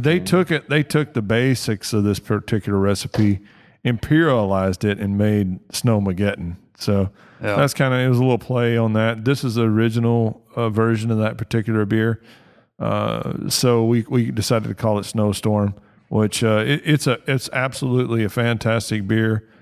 We've been drinking the hell out of it. I was wanting to keg some of or bottle some of it for a competition. I'm not sure if we're going to have any left in order to do that. Mikey nailed it though. Um, He did a good job on that beer. Did it man. just blow, dude? I hear him over here. He's over giggling. I think we need to bottle it like tomorrow. Yeah, it's That's probably, not left. But if it survives the night. the recipe is all Thank you, sir. it's all base malt. 8 pounds of base malt. It's a pound of flaked oats. It's a pound of Victory. 12 ounces of roasted barley. A half pound each of Karamunic 1 and some chocolate malt. And then it's bittered with pearl and it's finished with Fuggle. We changed the finishing hop a little bit. Yeah. From what I brewed originally, but it's a fantastic beer. I can't take any credit on this one. This is James's recipe. yeah, for I just sure. brewed it. I'm just really happy that It he was really shared good. it with us. Yeah. And what yeast did we use on this particular one? I used the Liberty Bell, Mangrove Jack Liberty Bell. That's a really good clean yeast, man. I really That like has that. that's been my new go-to yeast. It's I've used it in the blonde that we have over there. I've used it in malty beers. I've used it in hoppy beers. I've used it in mid-range. I've used it to beat peat To death. It seems to be an all-around In your really good dreams. yeast. So I'm real happy with that one. Yeah, it's been a really good yeast to be able to use. I know that we use that on the chocolate peppermint stout too, or porter, and it turned out really nice too. So I would say it's a really clean yeast. I'm not sure it's a Chico yeast. It's I don't think it wouldn't is. say Who it you is. calling Chico? I've used it on a pale ale, Chico and it added Rodriguez. the fruity character that It's you want with that. Rodriguez. So So I don't know if it may be like a 1272 or American, like an Anchor. yeah, It yeast is a or super clean yeast, man. 1272 sounds right. yeah, that one. but maybe even something like a Nottingham. Yeah. Right. But anyway, it's good little yeast. It works well. So give it a shot if you haven't given that a shot yet. So anyway. Yeah, this is a really good beer. I think that as far as this kind of style goes, this is pretty much nails it as far as an example goes, Yeah, so what we want to do for you guys listening out there, if if you would, first and foremost, Also, too. Yeah, also too. Give it if you guys want to try this out. What did we say the coupon code was? Pants. No, it was something Cajun. Yeah, crazy Cajun. Crazy Cajun. Crazy Cajun. And that's because that's what he is. He's a crazy Cajun. This is his recipe. I thought you said it was coon ass. Well, that that too. was that too. But That was last week. Oh, okay. Yeah. Crazy Sorry. Cajun is so Yiddish I for coon I actually Some looked up. Cajuns I like that, actually others looked up. don't. Yeah, that's exactly. I was looking that up. It was like coon ass can be like a term of an affection, but it can also be like highly offensive. So Yes. I don't think so. Because you're Well, not. Because you're that's not what Cajun. Google says. So anyway, Google, So what's anyway, that? Yeah, Google, what's that? But it's a fantastic beer, and I'm not saying that anymore. Oh, yeah? I bet you Brandon's asleep. He doesn't even say he's watching anymore. He's drunk. Well, I can't even get on the feed. Yeah, I know it's not working so well. So, thanks, Facebook. You're so wonderful. We love you. Watch it. They're going to penalize you. It says 2 people are watching. It's probably just us. So, Mikey and Stubby right now. And that's it. yeah. Not another soul on the but- planet but- is watching. So anyway, But also, too, yeah, also too, yeah. But anyway, fantastic beer. Give it a shot. Crazy Cajun. We're going to give you 15% off that particular kit. shit. So, That's more than you said earlier. yeah. Nice, bro. Yeah, we're giving it out there to Way our to fans, raise the man. bar, man. I guess you need to work on that box label. Yes, I need to. I already sent you the preliminary. The box troll label? Yes. Preliminary? Preliminary. I've had a lot of this imperial stout oatmeal stout. So Well, far, it's so- almost. And all the other beer. It's 6%, I believe. Yeah. Anyway, back to basics, or are we going to go to Hop-o-Rama? Where are we at? I can't call it. 120. I don't know. Yeah. These guys are like getting tired and stuff. You're tired of drinking beer already? I mean, don't come know where on, we're dude. at. Whatever. So I think we can run through these. Yeah, I mean, let's go through I the think we can hot- talk the about it a hot. little. So, I mean, I think this is a good little segment to kind of It's- give people Some wood. an idea. it's six hops to talk about. 6 hops. Okay. Well, I thought let's- there was- It's only like an hour on each. Let's I hop thought it was around only then. That's what I'm afraid of. All right. Anybody got any bourbon? I bet Johnny's got some in the back. No, I bet he doesn't because he drinks all mine. Did you say vermin? Bastard. Vermin? Yeah, Say I'll, one easy. bourbon. I'll have all these guys come over and they give me all the distilleries in the area. They come over and bring me a bottle of bourbon. Right. And then I come in there later on and like a week later and there's like half of it gone. I'm like, what the shit, man? Who's drinking all my damn bourbon? Right. Mikey. That's why it takes so long for Johnny to do hops. Take it home with you. I know this is your first home. Your real Yeah, home is your right. second home. Yeah. But I don't really drink at home. So, Right. But do you drink much more it in fun. Columbus, which is our first Our hop hop. talk? First hop. Hop So pocket. Columbus. Starting off with the American. Columbus, I think this is a great hop. I use it quite often. In What is a pungent aroma? a pungent. Yeah. It's from Puget Sound. Pungent. Oh, Yes, yes. I got you. Okay, yeah. Okay. This is a fantastic hop. I really like Yeah, this it hop a This lot. is easily one of the most used hops in American brewing, I think. Yeah, it's high Especially for alpha. IPAs. High alphas. It's to me, however, though it's not. Man, that was loud on the mic. It's not as dank, or well, maybe it is dank, but it's not as like citrusy as maybe something like a Citra or something like that. I think it's more. Chinook, It's more. It's subdued. It's a little more reserved, in my Right. opinion. As a matter of fact, I get a lot of earthiness from this particular hop. Maybe some black pepper. Yeah, a possibility. Yeah, licorice. The now, and what's interesting is a lot of people get this one confused. Is you hear people a lot of times will come in and they'll ask for Zeus or Tomahawk, and what it is, they're all the same hop, CTZ, and they were all from the original offspring. So a lot of times you don't know if you're getting Zeus or Tomahawk or whatever. They just Medusa or any of the other Greek gods. That's separate. Well, Medusa's a new hop. So yes, it is. Yes. But this is a really great hop. I really like using it. It's a dual purpose hop. And it can be used for both aroma and bitter. This is a powerhouse. I mean, honestly, it is.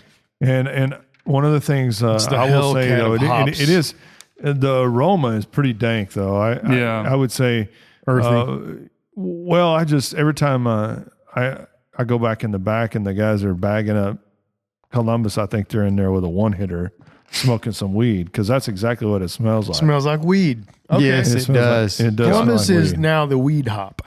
God bless it. If you want to know the strength of this thing, I mean, most of us have now had a Pliny the Elder, and this is prominent in that beer. I've got one in the fridge at the house, actually. At the house, but not here. Yeah. Well, he's brought 2 or 3 of them up here, so I think he gets a pass. I brought like 3 of them up here, okay? Three. He's brought 3 up here, okay? 2 or 3 of them up here. You see that? Yeah. Okay. And we thank him for him every time. Yeah, so it actually says on the aroma, specific aroma descriptors include black pepper, licorice, curry, and subtle citrus. So it does flavors. Slight citrus chutney. Sorry, I misread. If you guys if you do like Columbus, check out our Black Mojo IPA, because it is 100% of Columbus.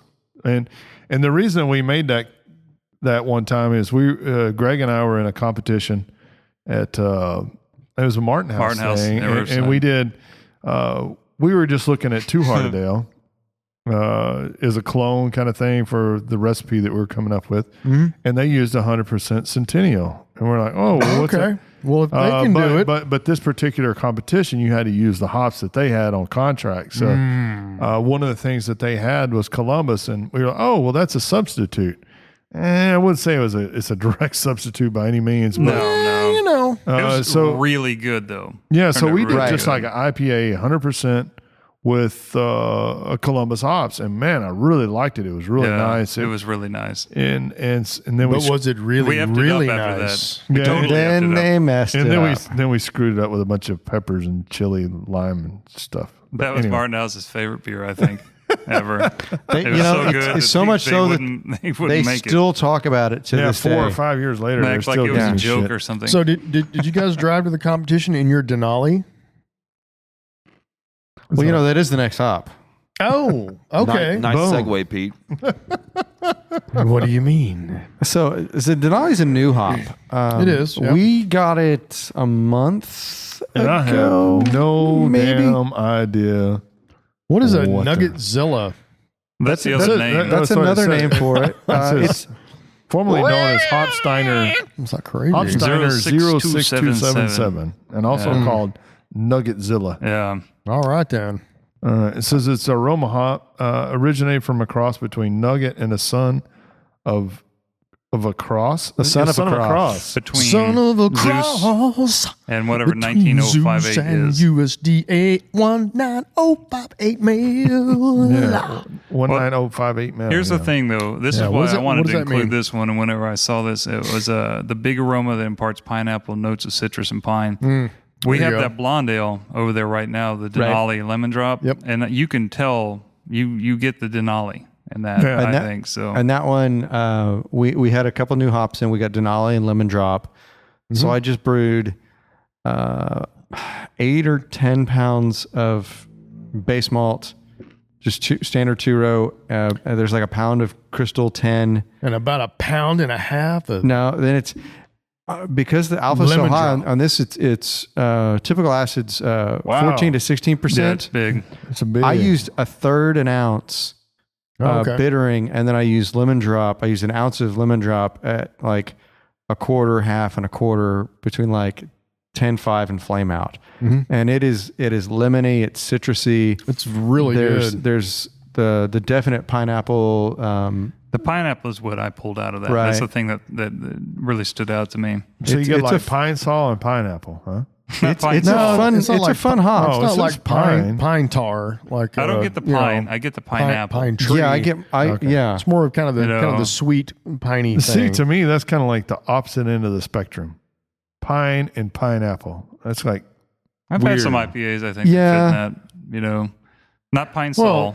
But It's not like Christmas tree. no, actually, I probably have had something Not like that tastes like pine Chinook. sol. Not Yeah. piney, resiny like Chinook. Oh, like those damn Christmas beers people put freaking pine. What is it?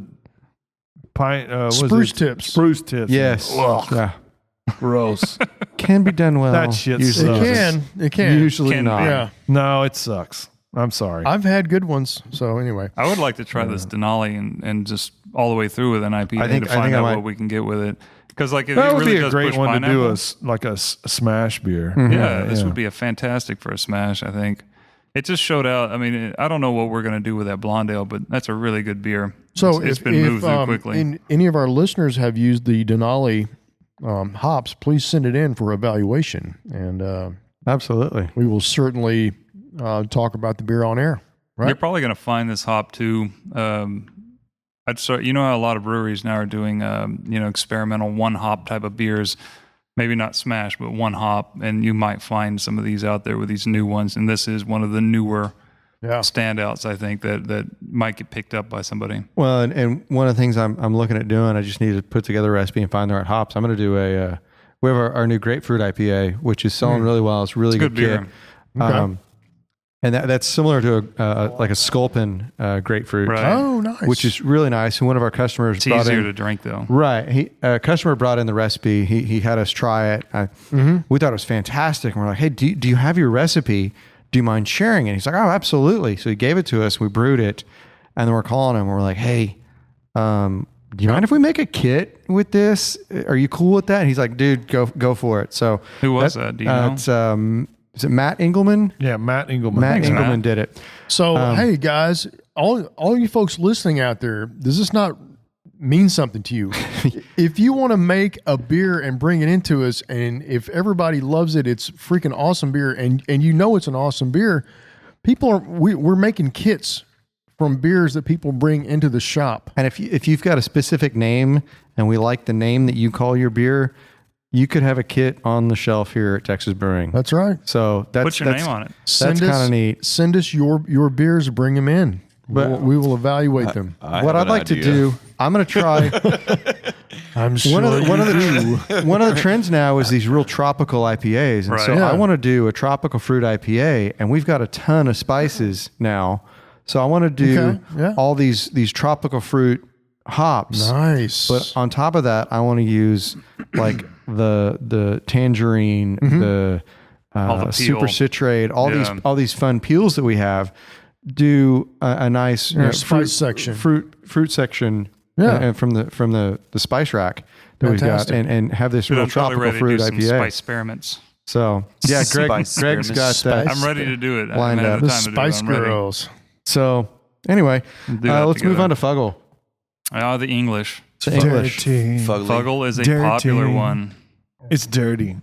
Dirty, It's a dirty dirty, girl. dirty, It's a dirty dirty, girl. dirty hop. Yeah. To me, this is the most earthy, dirty hop that there is. In my opinion, this is earthy. It's the stuff that we sweep off the floor at the end of the night and just kind of put No, into I'm a just saying bucket. that this is an acquired taste hop too. I think if you use it in big amounts, it is just like in your face dirt. Which is why you should probably use it in smaller amounts, as they do in most European beers. Well, it screams the English too. Like Yeah. it says it's basically the Well, cornerstone for English brewing for a long time. You know. It's a lower alpha hop. It's great aroma with a really good bitterness behind it.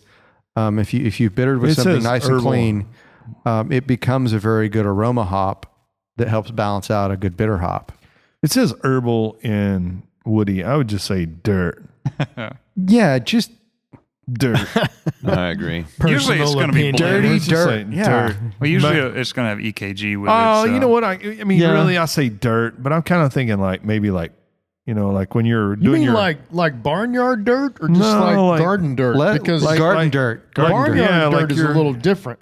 you're You know, buying- it's got like cow poop and goat feces and stuff like that in it that may not be in your garden. So is it like garden dirt or like barnyard dirt? almost like peat moss, like you get out. To put in Yeah, your- I agree. Well, I you're- agree. What kind of Pete's peaty mossy. is it?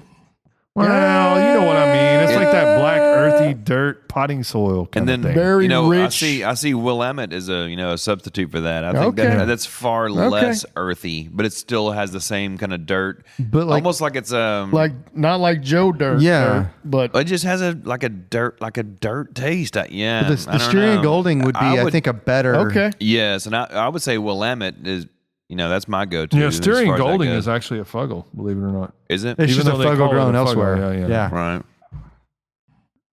He's not listening no more, Who? dude. Brandon. Brandon, what? He quit listening a long time ago. I think he passed out. He passed out from me saying first and foremost so many times. Right. Seriously, that'll do though, it. the good thing about like when you talk about the Fuggle, like you were talking about with all of those, I mean that is really widely used. I think sure. most of the time, Oh, if it's yeah, an it is. English beer, English style, you're finding Fuggle in so many recipes. Just to give that background, especially like stouts and porters and whatnot. Belgians, yeah. Lagers, lambics, Yeah. aroma. Not so much bittering though. Right. No, Not for that would be horrible. Way to read the Squeeze Good the hot job, ball that's Thank made you. of. Thank you very much. Somebody's got to do it.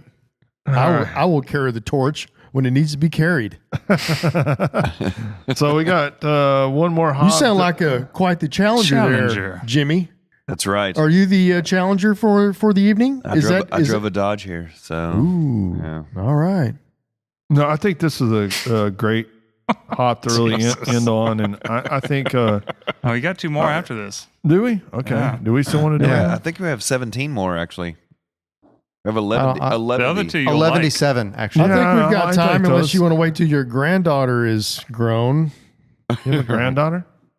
Yeah. That I know of? No. What? Anyway, Let's put it this way. Well, for you know, Challenger, there's a Challenger- little less to be said, I think, on a whole. It's, Yeah, I it's think so. widely used, but it is the granddaughter of Northern Brewer, and its lineage also includes Northdown as well. So a dual it's a- purpose, versatile, 5 to 9%. Well, it's another one of those hops that are not widely used here in the United States. Right. So, I mean, It's a great bittering hop. yeah, I think it's a fantastic bittering hop for if you're doing an English type ale or stout or porter or any of that sort of thing. So, We use that in the sweet Texas crude milk stout. What Yeah, makes this even one a stand out to me is that barley a wine. substitute is Pearl and Northern Brewer. And I mean, Okay. right off the bat there, you've got a variety of choice whenever you do a beer that needs to have that sort of earthy or like here it says green tea, sweet fruit, cedar, things like that. That's definitely in that Northern Brewer range, That's specific. yeah, but I would say it's a little less iconic than maybe say Northern Brewer. Northern Brew is very iconic. Yeah. You know what I Right. mean? right. You don't get that minty weirdness, from doesn't stand out the same way. Yeah. So Yeah. But other than that, we have two more with the noble hops. And these actually, I think, are the ones that if you want to talk about something, German Magnum must be one of the most widely used that's one of bittering my hops. favorite hops. Easily for sure. in Yes, sir. pro brewing and home brewing, It's super clean. It doesn't give you anything except bitterness, really. It's just and an easy bitterness too. Absolutely fantastic bittering hop. We use this in a lot of our beer kits. I use this in my American IPA recipes, and if you guys get either the Amarillo IPA kit or the Stubby's IPA kit, that's what I bitter with. I bitter with German Magnum and German Pearl. And the reason I've done that, and I've done it for so many years, and I've won so many competitions with that, is because I think you get that really clean bitterness from these particular hops. Whereas, and then I finish with American hops, and then that way you still get that big American aroma and Right. flavor, but you don't have that real harsh bitterness you might get from some other Even like bittering Columbus. hops. Columbus, like I think, Columbus, would yeah. add more harder bitterness than this Right. does. German Magnum is so clean. So I mean, that's the I thing. agree. It's one of my favorites. You can even use the American Magnum for that matter, Right, and they're it's still good and clean, interchangeable. Yeah. I like the German a little better though. Like this one actually gives a flavor aroma description of apple, pepper, and floral. I don't get that I don't at see all. any of I those wouldn't things. see at all, any of yeah. that. That's bullshit. Ever. I've Right never off had the it. top. I don't think I've ever tasted a beer that was just straight Magnum, though. So I don't know about that. I don't know if you'd want that. To be Yeah, I honest. agree. Can't picture it. It wouldn't be very diverse, or I mean, you would just have bitterness. Really, I think that's what you're going to get. Right.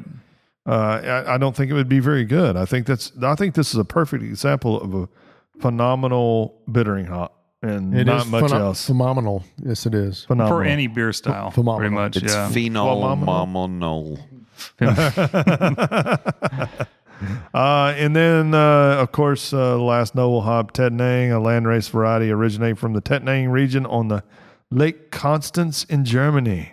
Tettnang or Tettnanger is from the Satz group. It displays fine, noble characteristics with a slight spiciness. Alpha acid typically 3 to 6%. Spicy, peppery black tea. I don't get that, but Really? I do. I totally get the spicy black tea. peppery black. Spicy, the pepper, black I don't get the tea, black tea. I don't get the black it's tea. I like- get the it's spicy kind of- pepper. Yeah, I think I've had black tea. it's kind of diminished, Flavor. but Yeah. it's there. It's certainly Maybe. there. So Maybe. lagers, Belgian beer. I love using that in my So- my Schwartz. The Schwartz. Well, I think You like putting it in your You'll Schwartz? you'll put your Schwartz. I think I Tettnang is do. probably one that like is used as much as Satz or Holler Probably, Tower. yeah. As Oh, far man, as it's beers just- that go out there, it's widely used. In It's these beers. probably our, I would say, second or third probably highest selling hop. See, and that's the thing. It's like Yeah. Yep. you may not see that much out of a 3% hop that has that description, but it's so so huge. widely Yeah. used. It is a badass hop. I'm just know. saying. Well, Holler Tower, yeah, 2.5 ish. Yeah. Yeah, So that's a yeah, they're all pretty know. bad right now. Yeah. But I think those are. I mean, everybody says they're kind of generic, but in the grand scheme of things, they're classic, and that's one of the things, our number one top selling top selling hop here is actually Cascade, and it's not even close. And you would think that's kind of fallen out of favor just because it's old and it's been around forever. It's a classic hop, and people really truly still love it. And it's so badass. I still love it. Me too. And Right on. one of the things is that you hear about all these hot, crazy new varietals and stuff like that, but still the classics are still the best sellers. So Right. I think so. Yeah. Tried and tested. yeah, well, Tried Well, and they've also got true. the Lottie. acreage, too. Tried I and mean- true. well, I think Definitely a lot, tried. I think a lot of these new hops are really interesting and trying, but I'm not sure some of them are ever going to make it. Right. I mean, I'll tell you the hops that interest me the most are when you take a Cascade and you grow it in Australia, or you take a Cascade and we have it grown in Argentina.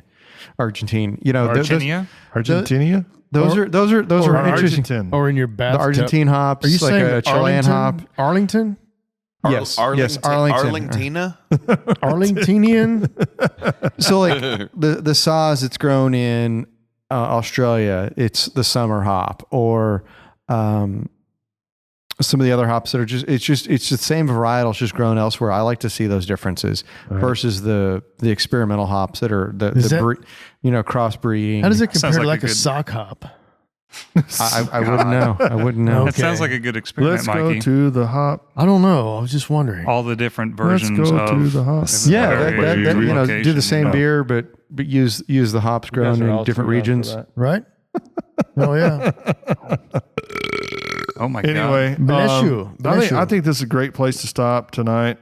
In upcoming episodes, like I said, we'll have we're going to be out at Blue Bonnet, so watch for that. We're gonna try to catch the essence of the competition, and it's a lot of fun, and it's our mini NHC, or what is it called now? That stupid name. Oh, Homebrew Con. Yeah, I don't ugh, know. so stupid. Is it that stupid? It's stupid. I don't know. Just the name. I don't know. It's like There's nothing Comic-Con. mini about Bluebonnet though. There's Yeah. nothing It is the mini biggest about, homebrew competition in the state.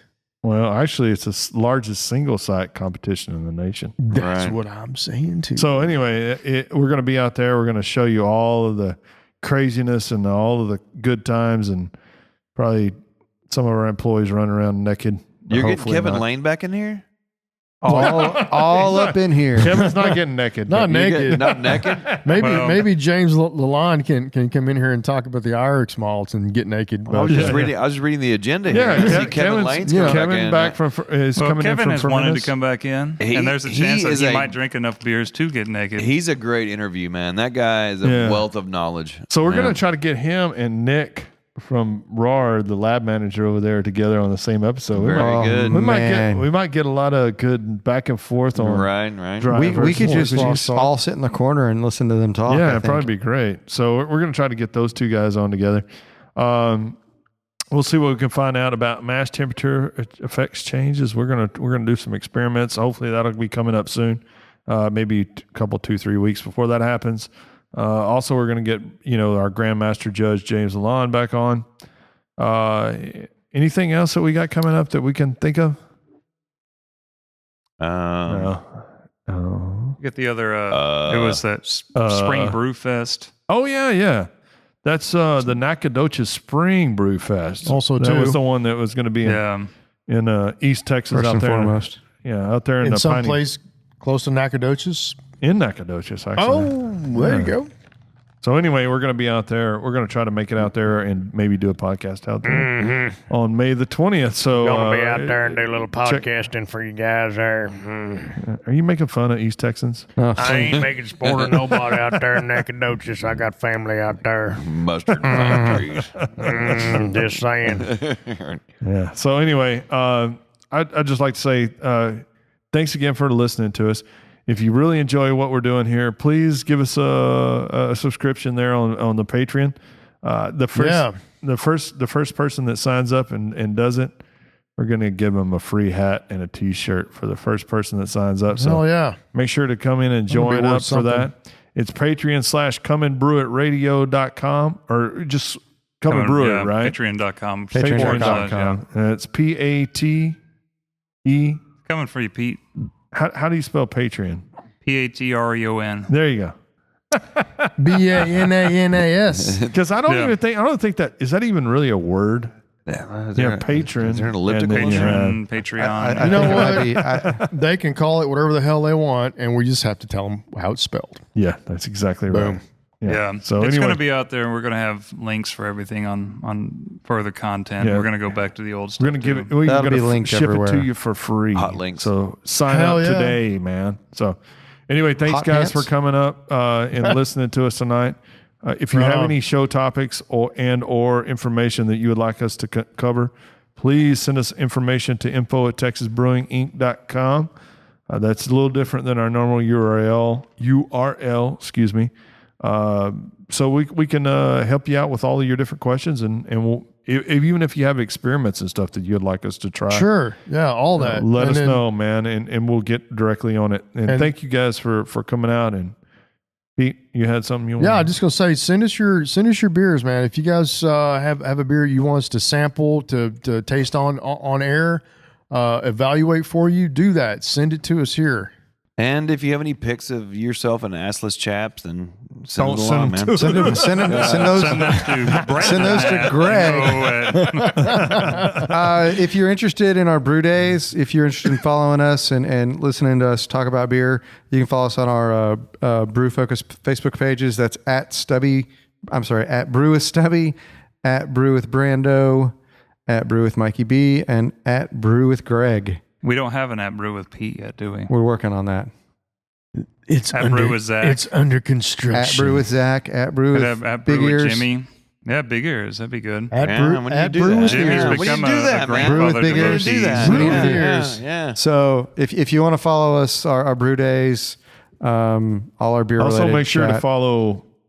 Also, I didn't say too. two. I said just Also also. two. He You said should have. also. Should have.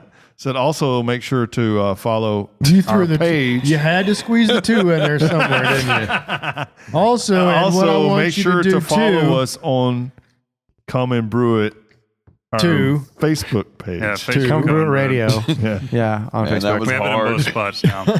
Man, also two. So anyway, First and foremost, yeah. Come and brew it. Come and brew it. Come come and brew guys. it. Come and brew it. What the fuck happened? Stupid fat.